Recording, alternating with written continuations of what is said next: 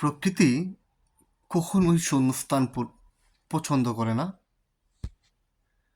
প্রকৃতি সবসময় শূন্যস্থানকে পূরণ করতে চায়। প্রকৃতি কখনো আপনার অপেক্ষা করে তার শূন্যস্থানটাকে সে শূন্য করে রাখবে না। কোনো না কোনো উপায়েই সে সেই শূন্যস্থানটাকে সে পূর্ণস্থানে রূপান্তরিত করে নেবে। কারণ প্রকৃতির এটাই নিয়ম, প্রকৃতির এটা শাশ্বত নিয়ম। প্রকৃতি কখনো শূন্যস্থানকে পছন্দ করে না, শূন্যস্থান রাখতে চায় না। সে অন্য কোনো মানুষ দিয়ে, অন্য কোনো কাজ দিয়ে, অন্য কোনো জিনিস দিয়ে সে তার শূন্যস্থানটাকে পূরণ করে পৃথিবীকে তার আপন গতিতে চলতে সহায়তা করে।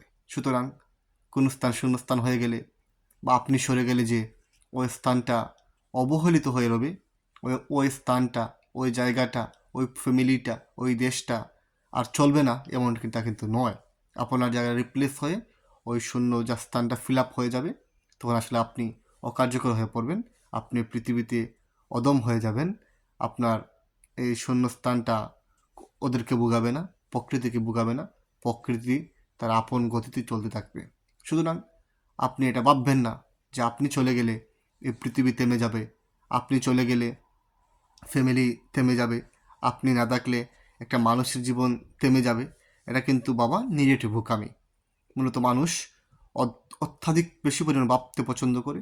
মানুষ নিজেকে নিয়ে অনেক ভাবে, সে ফেক জিনিসগুলোকে ধরতে পারে না। দ্যাটস ওয়াই মানুষ মনে করে সেই সব কিছু সে চলে গেলে অনেক কিছু থেমে যাবে।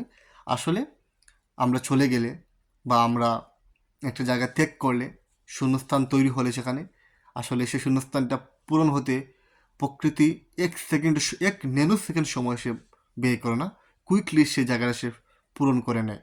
সুতরাং দুনিয়াতে আমরা সবাই চলবো, সেই জিনিসটা মাথায় রেখে চলবো, মানুষের সাথে সেইভাবে ট্রিট করব যে আমরা আসলে তার জীবনে কতটা ইফেক্টিভ।